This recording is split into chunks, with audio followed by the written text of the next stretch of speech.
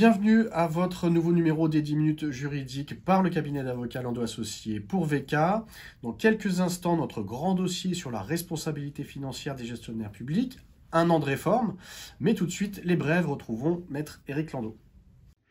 Oui, merci Julien. Et tout de suite, les brèves de la semaine, effectivement, avec en matière d'agent, le fait que, dans le cas d'un policier, ne pas réagir à des propos racistes et sexistes tenus par des collègues sur un groupe WhatsApp expose cet agent à des sanctions, et puis des sanctions qui vont jusqu'à l'éviction.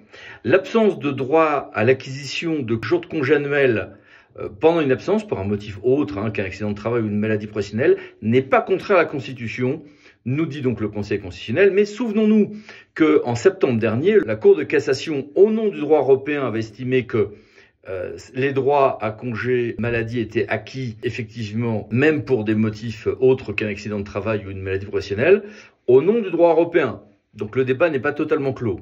Et puis en matière d'agents toujours, d'affaires un peu rigolotes qui concernent Bordeaux, est-ce qu'une université peut supprimer un emploi par pur dépit de ce que son candidat préféré, le local de l'étape bien sûr, n'avait pas été intronisé par le CNU? Non, c'est pas légal, bien sûr. Et puis le Conseil d'État, toujours en matière d'agents, nous a rendu une décision intéressante le 13 février sur l'indemnisation des préjudices causés par des évictions illégales, 2 à la suite, par l'employeur public. Et puis la Cour européenne des droits de l'homme a rendu une décision intéressante concernant la France sur l'excuse de bonne foi lorsqu'il y a des allégations d'agression sexuelle. Le Conseil d'État a également rendu une décision intéressante en matière de contrat, avec une clarification sur le champ d'application du référé contractuel en Polynésie française et une autre décision sur ce qu'il faut faire lorsqu'un référé contractuel est présenté devant une juridiction incompétente. Le théâtre de Mayotte, de son côté, a eu à travailler sur la légalité ou pas d'un motif de rejet sur un manque d'expérience en milieu tropical, ce qui est plutôt amusant. Et puis le Conseil d'État a rendu une décision assez importante sur le contrôle du maître d'ouvrage qui n'implique pas un contrôle intégral sur les travaux eux-mêmes. Alors, évidemment, l'actualité du 14 février en dehors de la Saint-Valentin, c'était aussi les nombreuses annonces du Premier ministre en matière de logement, avec, tout le monde en a parlé, 22 premiers territoires engagés pour le logement qui ont été identifiés et un certain nombre de mesures de souplesse et puis l'idée d'une densification verticale. Je vous ai mis des résumés ici à l'écrit, n'hésitez pas à mettre sur pause. Puis en matière d'urbanisme, les Parisiens, c'est intéressant de savoir si une notification d'un recours peut valoir si elle est envoyée au maire d'arrondissement et pour maire de la ville. À la maire de la ville, la réponse étant oui, c'est bon, pour le requérant donc. Et puis une décision importante de la Cour de cassation. Vous savez qu'on peut commettre des faux. Ça peut arriver, il faut éviter de le faire bien sûr, mais ça peut arriver. Quand on en commet, est-ce que c'est un faux en écriture publique, qui est même un crime quand il est commis par une personne dépositaire de l'autorité publique ou chargée de mission de service public, ou non, auquel cas on est sur un simple, entre guillemets, délit relevant de tribunal correctionnel. Eh bien, la Cour de cassation vient d'étendre énormément les cas où ça sera un crime quand c'est commis par une personne dépositaire de l'autorité publique ou chargée de mission de service public, parce que par exemple une simple lettre sur en tête suffit. Donc on a une extension par rapport à ce qui était la jurisprudence majoritaire antérieure sur le champ de ce qui relèvera du criminel. Diable. Et puis, en médias, évidemment, l'actualité a été surtout accaparée par la décision du Conseil d'État qui a censuré l'Arcom. Alors, l'Arcom avait souvent censuré la société CNews. Le Conseil d'État veut valider ça. Mais là, la question se posait, demandée par Reporters sans frontières, de savoir si l'Arcom n'aurait pas dû faire une nouvelle sanction. Et là, le Conseil d'État a censuré le refus de l'Arcom de faire une nouvelle sanction, en disant, non, à l'Arcom de réviser sa position sur CNews, d'adopter une vision très large de ce qu'est l'exploration pluraliste de différents courants de pensée et d'opinion, y compris pour les chroniqueurs, y compris pour des invités qui ne seraient pas des hommes politiques à proprement parler. Ça, c'est pas nouveau. C'est une confirmation de la jurisprudence antérieure du Conseil d'État. Et ce qui est beaucoup plus nouveau, l'Arcom, qui pour l'instant a un petit côté, une pratique consistant à minuter les temps de parole de ses intervenants, point barre, va imposer une vision plus large des choses. Conseil d'État, 13 février 2023. Évidemment, cette décision a donné lieu à beaucoup de polémiques dans les médias, notamment ceux concernés. Et puis les mini-brèves, que voici. Et que voilà. Merci. Alors, grand dossier sur la responsabilité financière des gestionnaires publics. Un an de réforme. Où en est-on? Nous accueillons Maître Éric Landau, bien sûr. Bonjour, cher Éric. Bonjour. Et Monsieur Lionel Legal, président du conseil d'administration de l'assurance mutuelle des fonctionnaires. Bonjour, cher monsieur. Bonjour.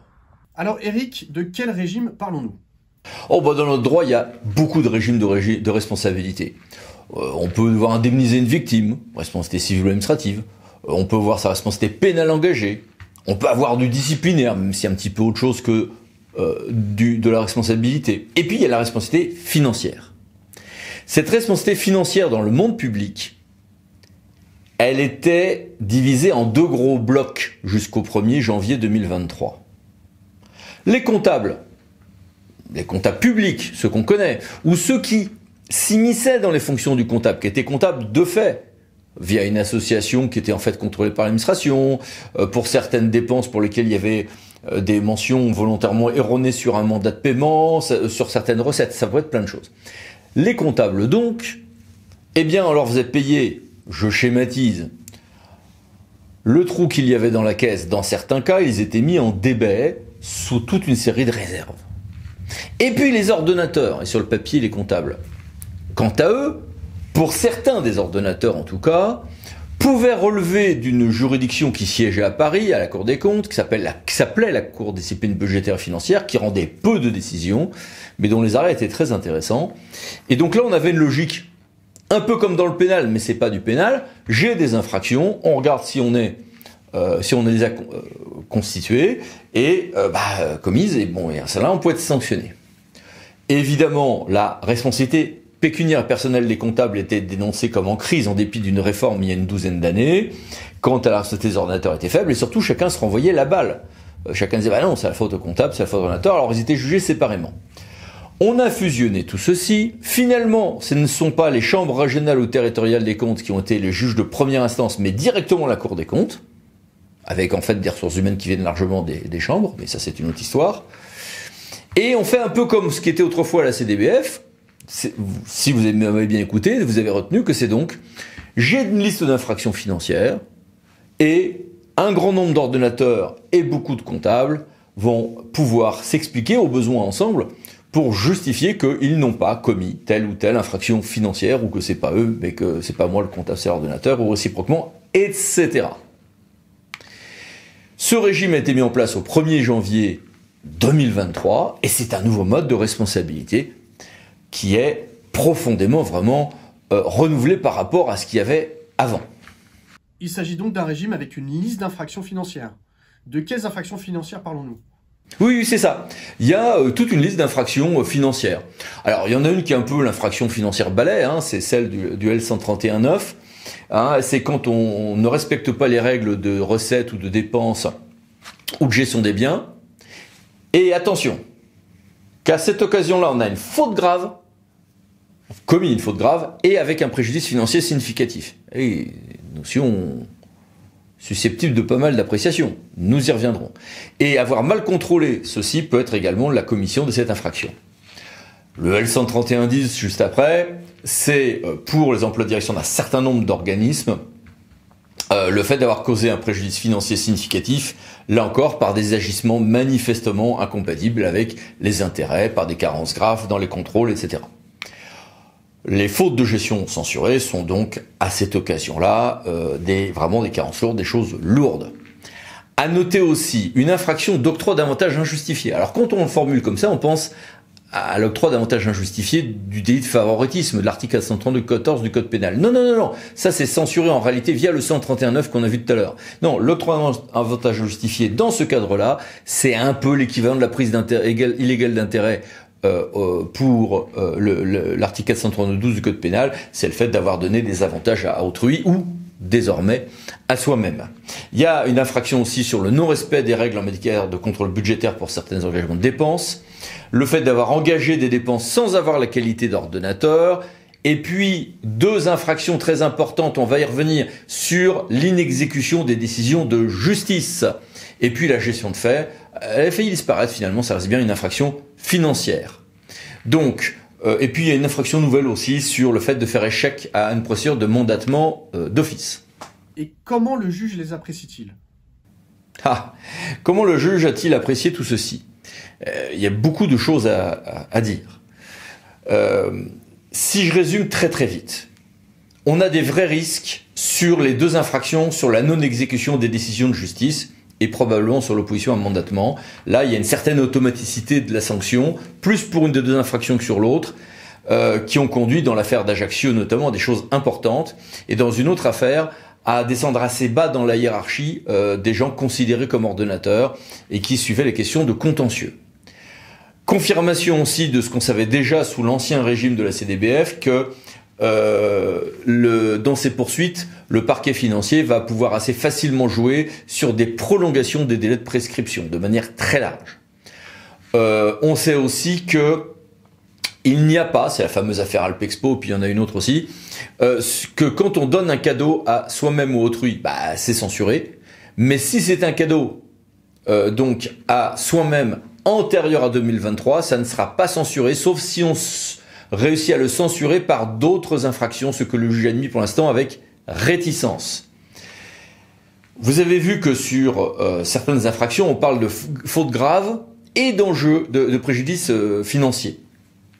Ce préjudice financier significatif va être apprécié en fonction des masses financières globales à traiter. Donc, évidemment, si je fais une erreur de 30 000 euros, ça risque d'être considéré comme constituant l'infraction pour une toute petite structure, parce que on est censé faire attention quand on voit cette somme-là. Si on est sur une structure qui brasse des millions, ça a pu passer inaperçu, ça ne sera pas censuré. Je simplifie.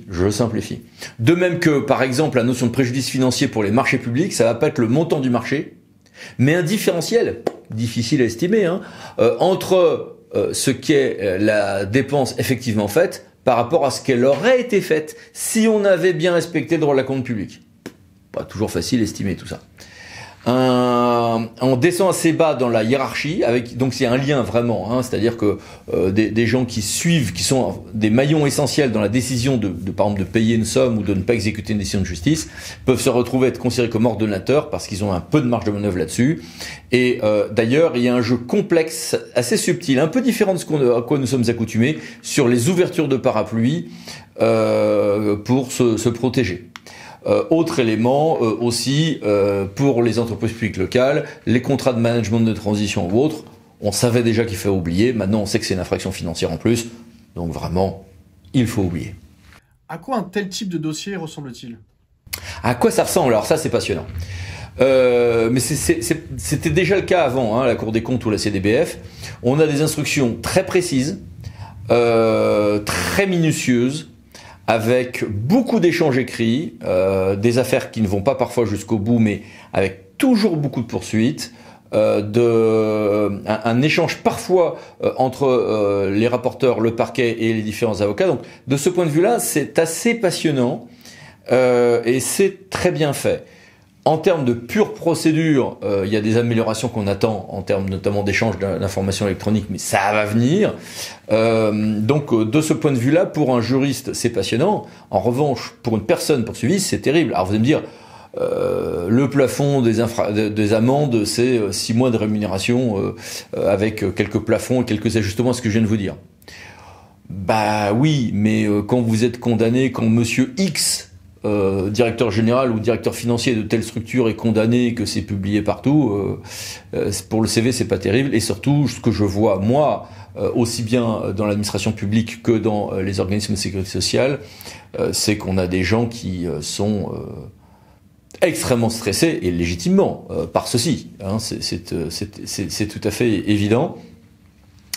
Et de ce point de vue-là, il faut vraiment avoir un travail à faire en amont dans les administrations publiques et les caisses de sécurité sociale pour éviter un certain nombre de dangers dans ce domaine, notamment sur les suivis de certaines dépenses ou de certains contentieux, où là il y a vraiment quelques nouveaux ajustements à avoir. Alors qui est concerné ? Les élus, les comptables, les cadres publics, jusqu'où descend-on dans la hiérarchie ?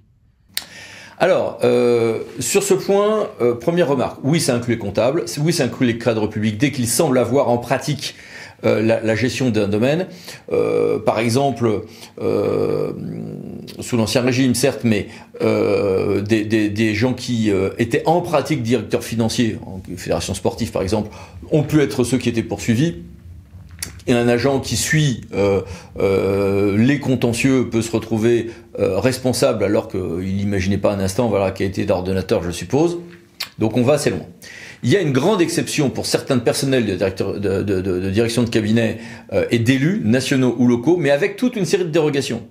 Ces élus peuvent être quand même justiciables de la Cour des comptes en première instance, et puis après il y a une cour d'appel financière, et après c'est au Conseil d'État, pour la gestion de faits, pour certaines infractions, notamment les refus d'exécuter des décisions de justice, etc. Quand ils vont réquisitionner le comptable, oui ça bien sûr c'est pas nouveau, et pour certains mandats qui ne sont pas l'accessoire obligé de leur mandat. Je suis désigné pour siéger dans une société publique locale en tant que représentant de la commune, c'est l'accessoire obligé de mon mandat, mais ensuite l'AG ou le conseil d'administration de cette société va m'élire président, ce n'est plus l'accessoire obligé du mandat, je redeviens justiciable de la Cour. Ce que je vous dis là est une simplification, évidemment, un brin outrancière. Dans la réforme des gestionnaires publics, les sanctions encourues étant des amendes, que faut-il couvrir en termes d'assurance? L'offre de l'AMF se décompose en 4 garanties, qui sont des garanties nécessaires dans le cadre d'un accompagnement du gestionnaire public dès l'ouverture d'un contrôle. Souvent, les gestionnaires publics ont pensé dans le cadre de la réforme que ce qui était important, ce qu'il fallait éviter, ce qu'il fallait plutôt couvrir était l'amende. Or, l'amende n'est pas assurable. Mais ce ne sont pas les seuls coûts que devront supporter un gestionnaire public. Le premier étant la nécessité d'être défendu sur le plan juridique, pour justement ne pas avoir d'amende. Or, cela peut entraîner des coûts très importants. Et donc la première garantie est une protection juridique complète qui va du début, dès le lancement de la procédure, jusqu'à l'ensemble, donc la première instance, l'appel, la cassation, voire une question prioritaire de constitutionnalité. Et même la Cour européenne des droits de l'homme s'il le faut. Donc nous couvrons l'ensemble de ces frais et cela dans un plafond de 70 000 €. La deuxième garantie concerne les pertes pécuniaires. Alors certes nous ne couvrons pas l'amende, mais il y a d'autres pertes pécuniaires que peut rencontrer le justiciable, qui sont donc les frais de déplacement, les frais d'hôtellerie, pour rencontrer son avocat, pour aller à la Cour des comptes, pour aller chercher des documents. Et donc cela nous les prenons en compte. Nous prenons également en compte les conséquences issues d'une sanction managériale, puisque on pense souvent à la sanction juridique, mais rien n'empêche le supérieur hiérarchique du gestionnaire public de considérer que la personne ayant mal fait son travail, puisque le juge l'a reconnu comme tel, de le sanctionner de manière managériale, de réduire la part variable, de le changer d'affectation, de mettre fin à son emploi sur détachement fonctionnel. Cela peut être couvert par le contrat d'assurance. Enfin, nous apportons donc une assistance psychologique, puisque ce sont des procédures très dures à vivre, et une responsabilité civile, puisque dans le cadre de la forme, cela n'a jamais été évoqué, mais une collectivité peut-elle se retourner contre son gestionnaire public pour demander la réparation du préjudice? Nous prévoyons donc une couverture contre cette demande à hauteur de 1 million €.